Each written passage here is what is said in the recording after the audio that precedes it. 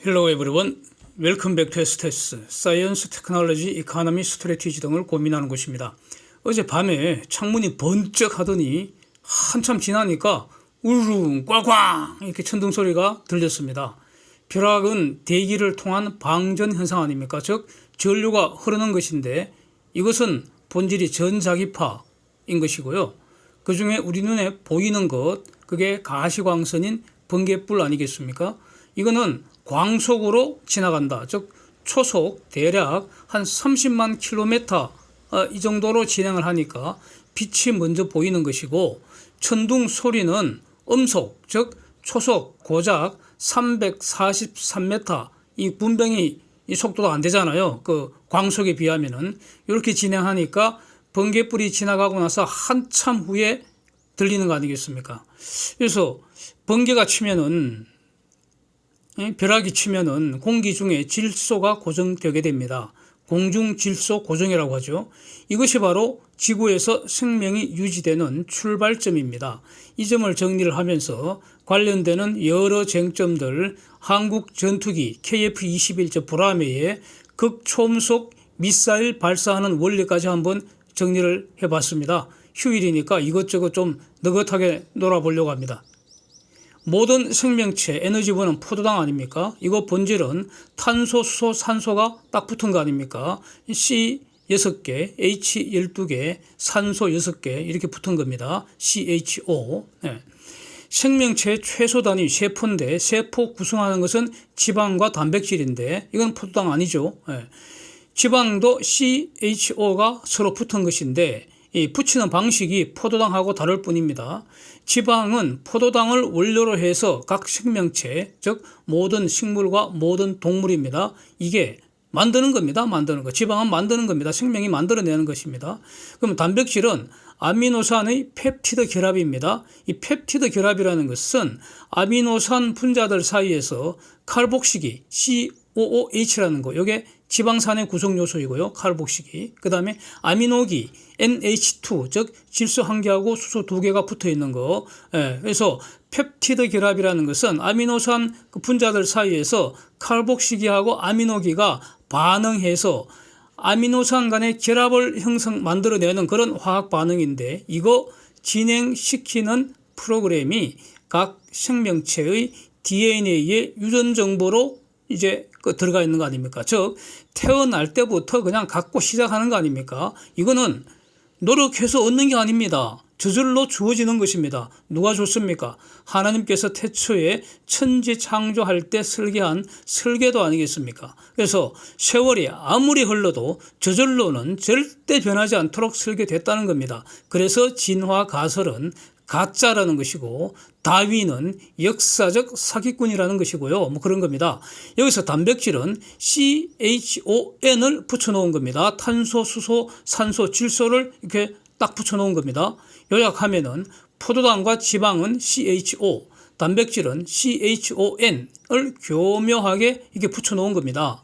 생명 현상은 식물이 숨을 쉬면서 CHO 사용해서 포도당 만들어내고, 이 포도당을 원료로 해서 지방도 만들고, 그 다음에 이 포도당에 또 그 질소 갖다 붙여서 아미노산도 만들고, 이걸 펩티드 결합해서 단백질 만드는 연속적인 성장 과정입니다. 이게 생명 현상입니다. 그래서 다 성장하면은 이제 성인이 되면은 후손을 또 복제를 하죠. 복제. 그래서 사람은 사람 낳고 원숭이는 원숭이 낳고 복제하니까 복제. DNA 복제하는 거니까. 그런 겁니다. 개는 개를 낳고요. 상추는 상추 낳고, 사과는 사과 낳고 그렇습니다. 그래서 동물은 식물이 만든 포도당으로 생명 유지 에너지로 사용하는 것이고요. 그 남는 포도당으로 동물 자신의 지방과 단백질을 만드는 그런 연속 과정이고요. 그렇습니다. 그래서 지방과 단백질은 각 생명체가 필요할 때 필요한 만큼 만들어서 사용하는 것이지 음식으로 섭취하는 거 절대 아닙니다. 이것이 생명 현상의 변함없는 본질입니다. 다만 동물은 만들지 못하는 지방산, 못 만드는 아미노산이 있습니다. 이것을 필수지방산, 필수아미노산이라고 하는데 요거는 반드시 음식으로 먹어야 합니다. 그래서 동물은 음식 안 먹으면 죽는다는 겁니다. 굶어 죽죠. 예. 여기서 이 필수 지방산, 필수 아미노산의 최초 원천은 오직 식물뿐입니다. 모든 식물은 스스로 모든 지방과 모든 아미노산을 만듭니다. 그래서 식물에게는 만들지 못하는 지방이나 단백질 이런 게 있을 수가 없고요. 필수 아미노산, 필수 지방산의 개념은 이걸 스스로 만들지 못하는 동물에게만 해당된다 이런 겁니다. 그래서 소고기에 있는 필수 지방산, 필수 아미노산의 그 원천은 소가 뜯어먹은 풀인 겁니다. 풀. 예.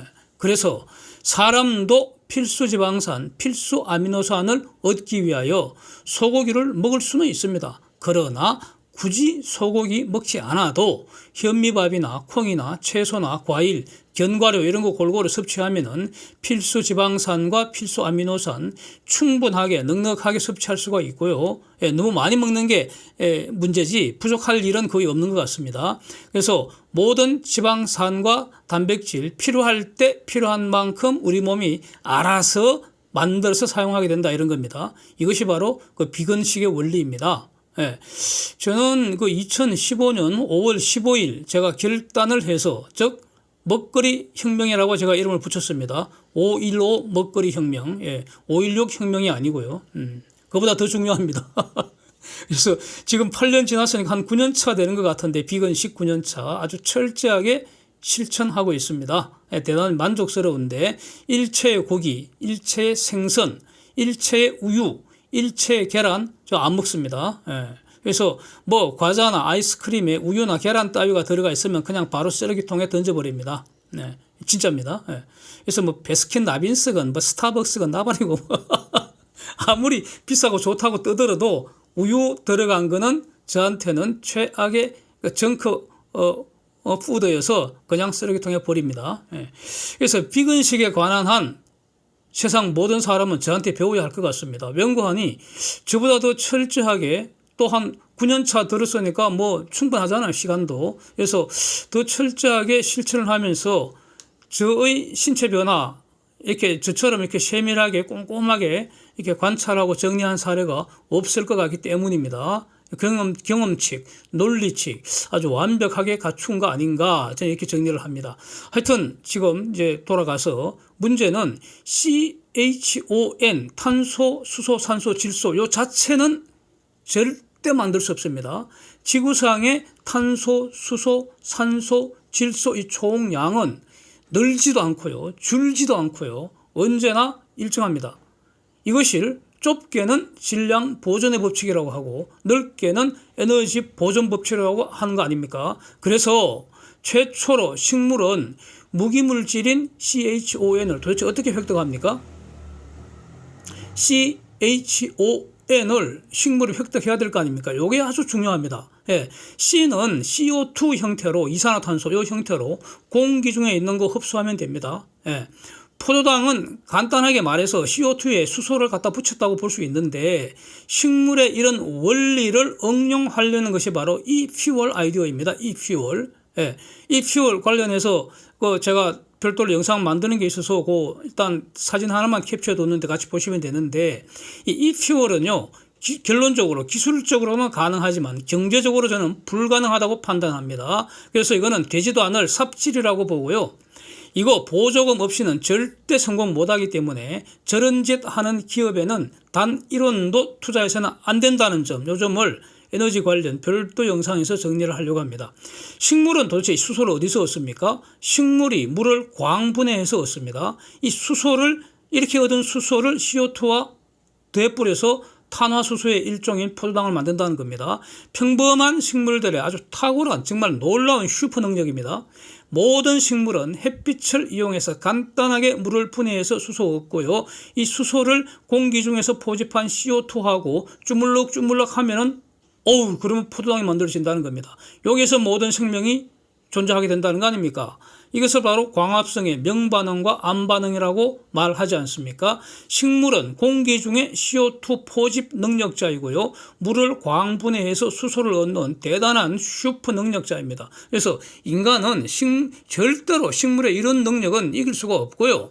다만 식물의 이런 슈퍼 능력을 잘 활용하는 것이 천재들이 할 일이라고 저는 정리를 하고 있습니다.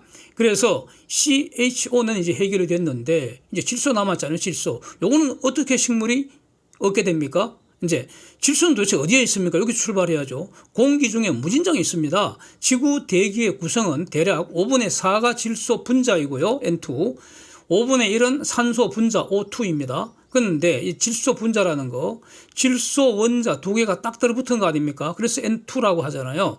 이거 질소의 결합선이 3개짜리입니다. 산소는 결합선이 2개, 수소는 결합선이 1개입니다. 질소 둘이 딱 들러붙어 있는 정도가 가장 강력합니다.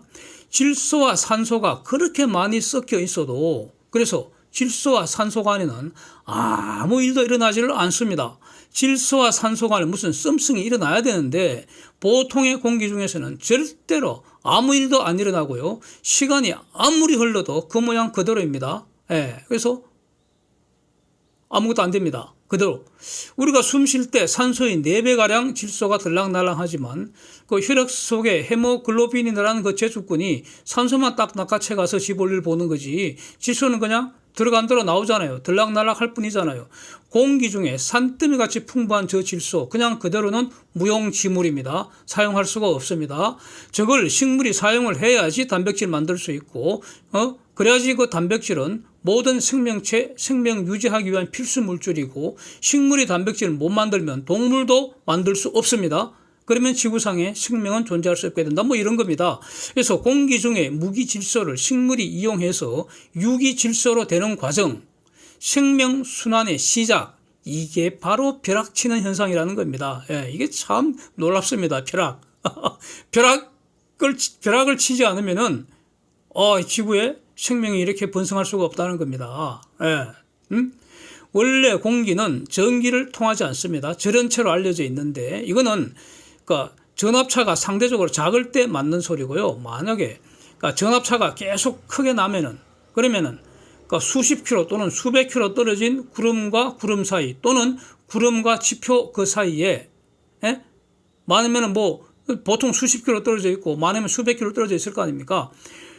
그 사이에 어마어마한 그 전압차가 발생하면은, 그러면 공기를 통하여 전류가 흐르게 된다는 겁니다. 이것이 바로 방전 현상이고요. 벼락치는 겁니다. 이게 바로. 그래서 이게 에너지가 너무나 강력하기 때문에 그 주위에 초고온, 초고압 상태가 형성이 됩니다. 그렇게 되면은 질소 분자, 산소 분자가 다 부사져 봅니다. 그래서 열받고 압력 높이면, 그러면 다 부사집니다. 모든 것이 다 부사집니다. 그래서 질소 분자와 산소 분자가 부사져서 질소 원자와 산소 원자 상태가 된다는 거죠. 그러면 얘들은 너무 불안정하니까 닥치는 대로 짝을 지어야 됩니다. 썸씽이 마구마구 일어난다는 거죠. 혼자는 못 살고 짝을 찾아야 되니까. 그래서 뭐 이렇게 추론할 수 있습니다. 어떤 것은 질소끼리 또 짝짓고 산소끼리 짝지어서 다시 질소 분자, 산소 분자로 돌아갈 수도 있고요. 그런데 그중에 어떤 일부는 질소와 산소가 드디어 짝을 짓는다는 겁니다. 질소 원자 1개랑 산소 원자 3개가 붙어버리면 그게 질산음이온이 생긴다는 겁니다. NO3에 전기를 띄워서 마이너스 1가 이온이 된다는 겁니다. NO3 마이너스 음이온. 이렇게 된다는 겁니다. 그러니까 질산 HNO3라고 표시하고, 염산은 HCl, 황산은 H2SO4, 이산화탄소가 물에 녹은 걸 탄산이라고 하는데 그건 H2CO3. 저게 다 지금 그 수소하고 붙어 있는 거 아닙니까? 물에 녹이면, 저런 걸 다 물에 녹이면은, 가령 질산을 물에 녹이면 이온화돼서 수소 양이온이 생기고 질산 음이온이 생기는데, 반대로 이제 번개로 공기 중에 벼락 쳐서 공기 중에 질산 음이온이 생기면은 대개 그때 이제 비가 오고 있으니까 그 빗물에 질산 음이온이 녹아버린다는 거죠. 그래서 땅 속으로 들어간다는 겁니다. 요걸 식물이 쫙 빨아당기는 거죠. 식물 몸속에 질소가 드디어 들어갔습니다. 그래서 요걸 포도당에 적용을 해서 아미노산을 만들어낸다는 겁니다. 그 체주가 식물한테 있다는 겁니다. 이렇게 해서 최초로 아미노산이 만들어지고, 그러면 식물은 자신의 DNA가 지시하는 대로 펩티드 결합을 완성해서 식물의 단백질, 즉 식물 세포를 형성한다. 이렇게 해서 성장하는 겁니다. 그래서 벼는 벼가 되고 밀은 밀이 되고 소나무, 단풍나무 각 종류별로 성장한다. 이것이 창세기 1장에 나오는 내용입니다. 예, 각 종류별로. 예, 그렇습니다. 그래서 죽으면 모든 것은 해체되죠. 그래서 다시 각자 유기물에서 무기물질로 자연으로 돌아가는 겁니다. 너는 흙이니 흙으로 돌아가라. For dust you are, and to dust you will return. 예, 창세기 3장 19절에 있는 말씀이죠. 그런데 이 죽음이라는 것은 원죄에 대한 징벌의 결과이고 원래는 죽음이 없었다는 겁니다. 예, 창세기 1장, 2장에서는 죽음이 없고요. 창세기 3장에 비로소 죽음이 들어오게 됐다. 예, 그거는 마귀의 장난이었다는 거죠. 그래서 죽음이 없는 영생의 창조 상태를 회복시키는 것이 예수 그리스도의 복음의 안고라는 것이고요. 그래서 예수를 창조주 하나님의 아들 그리스도로 믿으면 영생을 선물 얻게 된다. 이런 점을 증언을 하겠습니다. 이게 물론 이제 뭐 뿌리 혹 박테리아 같은 이런 콩가 식물에 기생하는 박테리아나 다른 세균들 통해서도 공중 질소 고정할 수 있고요. 하여튼 경험상 벼락이 요란하게 치고 비가 많이 내린 그 다음에는 산천초목이 놀라운 속도로 무성하게 자라는 거 다 확인할 수 있습니다. 잘 관찰하면은 해마다 이거 관찰을 확인할 수 있습니다. 네. 이제 CHON, 탄소, 수소, 산소, 질소 이런 것뿐만 아니라 가령 뭐 칼슘이나 철이나 망간이나 마그네슘 전부 다 이런 무기물질이고 이것도 매우 중요합니다. 무기물질 우리 몸속에 있어야 합니다. 이것들도 결국 물에 녹은 형태로 땅에서 식물이 얻는 것이고요. 식물이 얻어놔서 사용하고 있던 그것을 동물이 음식으로 섭취하는 것입니다.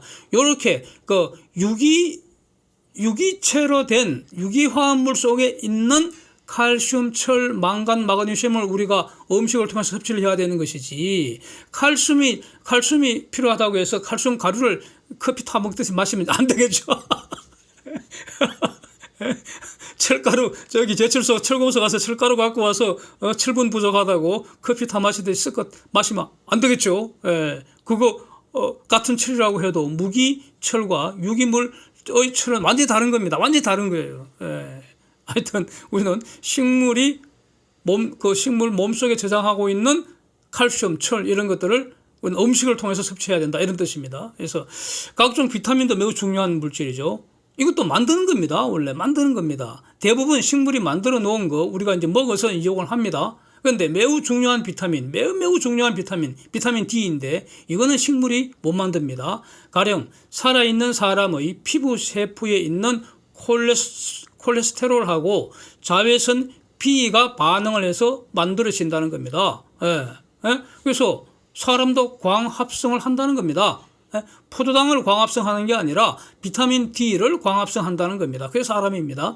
그래서 자외선 차단제 이런 거 돈 들여서 처바르지 말고 네? 수건으로 얼굴 칭칭 싸매지 말고요. 예. 맨살에 자외선 듬뿍 쪼이면서 빡시게 운동하는 거 이게 건강에 최고 중에 최고라는 겁니다. 빡시게 운동할 때 만들어지는 것이 바로 고밀도 콜레스테롤이라는 것인데 이거 매우 좋은 성분이죠. 네. 그래서 이 신체는 뼈와 근육, 인대 이렇게 구성되어 있잖아요. 근력, 즉 근육의 힘을 증가시키는 거 이거 매우 중요한데 뭐 누구나 관심이 있지 않습니까? 에? 힘 세지는 거, 근육의 힘을 증가시키는 거 누구나 관심이 있는데 이거 증강시키기 위해서는 이것도 원리를 알아야 되지 않겠습니까? 안고를 알아야 되지 않겠습니까? 근육 세포가 굵어지고요. 또 세포가 많아지고요. 그도 튼튼해져야 하고요. 그 다음에 근데 근육 세포 구성하는 것도 지방과 단백질입니다. 그 다음에 근육이 일을 할 수 있도록 에너지 원천이 되는 것은 포도당입니다. 예, 근육 세포 구성할 때 포도당은 거기는 없습니다.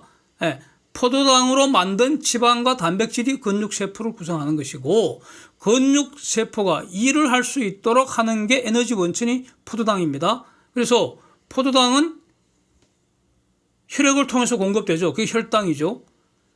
이미 근육에 딱 대기하고 있는 게 글리코겐입니다. 이렇게. 그런데 여기서 근육세포를 더 크게, 더 많게, 더 튼튼하게 하는 방법은 딱 하나입니다. 하나.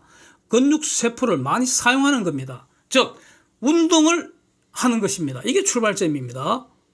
요거 착각하면 절대 매우 중요합니다. 이거 근력 운동을 하면은 근육 세포가 힘들다가 아우성을 칠 거 아닙니까? 이것이 신체에게 시그널을 준다는 거죠. 근육 세포를 더 만들어야겠다. 더 굵게 키워야겠다. 이런 반응을 나타나고, 이렇게 하기 위해서 필요한 게 단백질과 지방입니다. 그래서 이걸 더 만들게 한다는 겁니다. 예?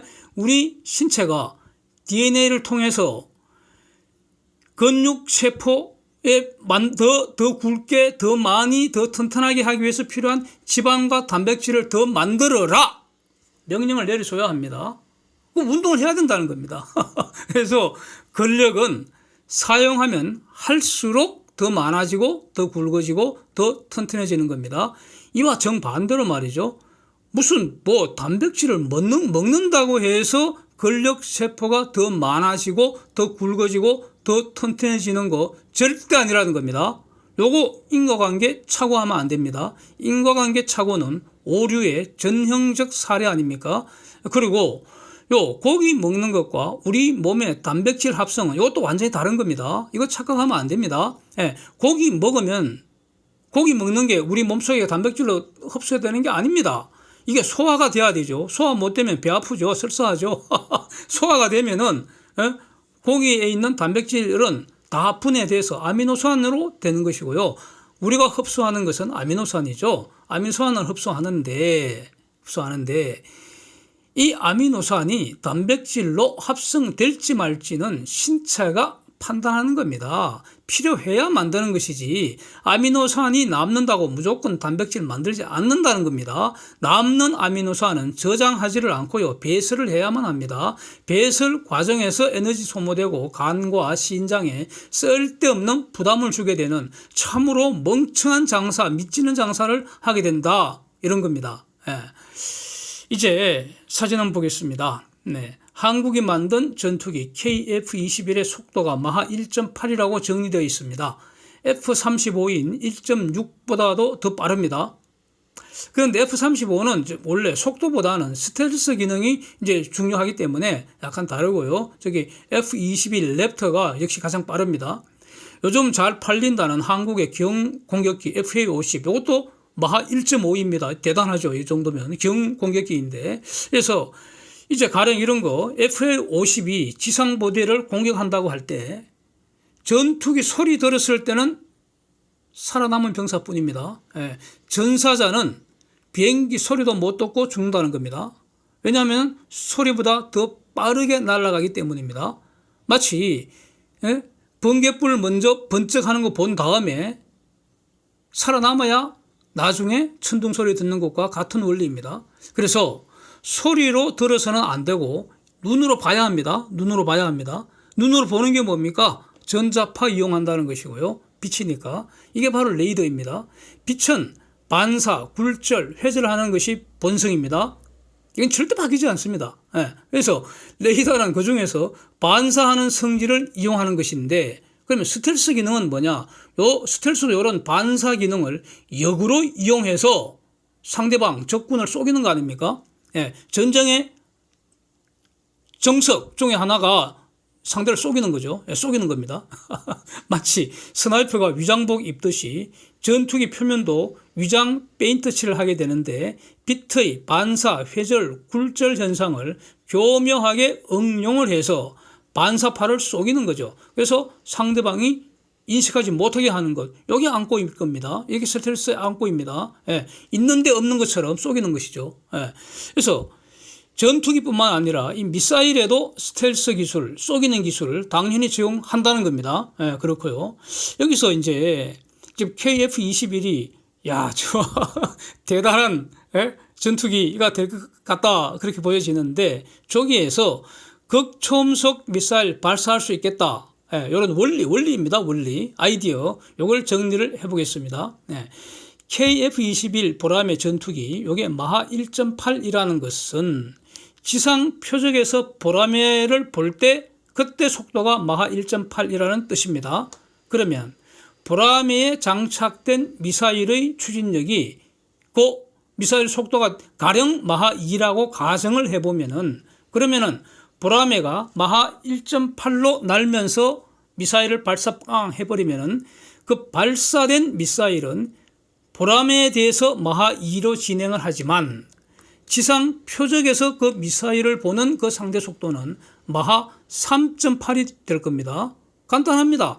지상에서 보는 미사일의 속도는 초기 속도가 바로 보람의 속도이고 거기에 미사일의 가속도의 시간을 곱한 그런 숫자로 공식으로 표현되기 때문입니다. 이게 속도 공식입니다. 그래서 여기서 만약에 중력 가속도까지 활용하기 위해서 가령 보라매를 일단 하늘 높이 수직 상승시켜 버립니다.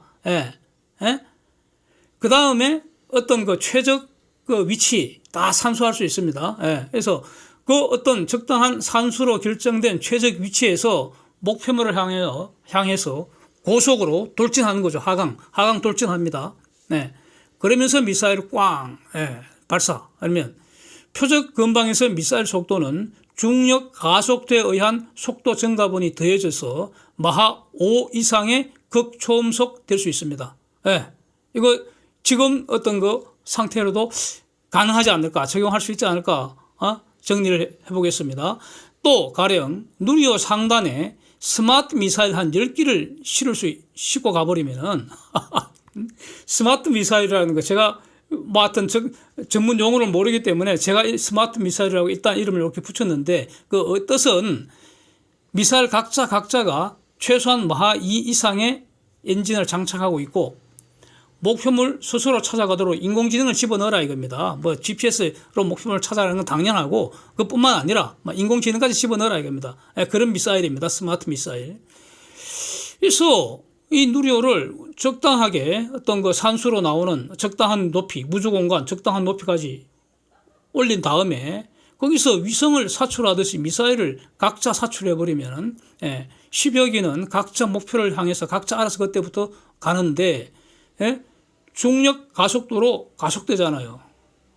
거기에다가 마하 2 이상의 강력한 추진력으로 또 가속되잖아요. 그러면 목표물 부근에서는 아마 마하 수십 배 또는 100배까지도 속도 낼 수 있지 않겠나.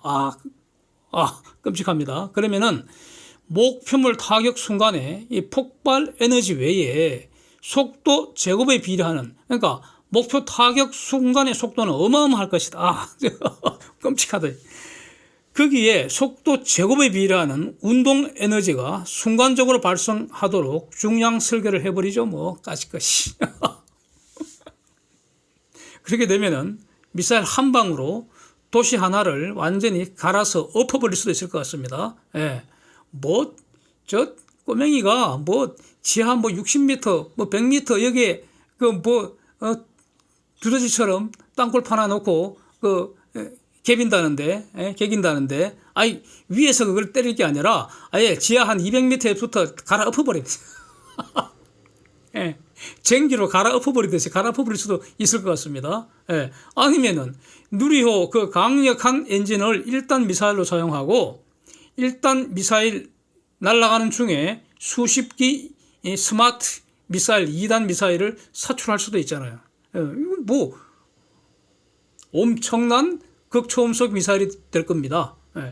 그래서 한국 혼자서도 이런 정도인데 한미동맹에 더해서 한미일 강철 동맹이 된다면은 이거 완전히 우주 무적이지 않겠습니까? 그래서 중공은 한국한테 함부로 까불면 안 되고요. 아주 공손하게 두 손 모으고 고운 말 사용해야 되지 않을까 생각됩니다. Thanks for watching. See you next.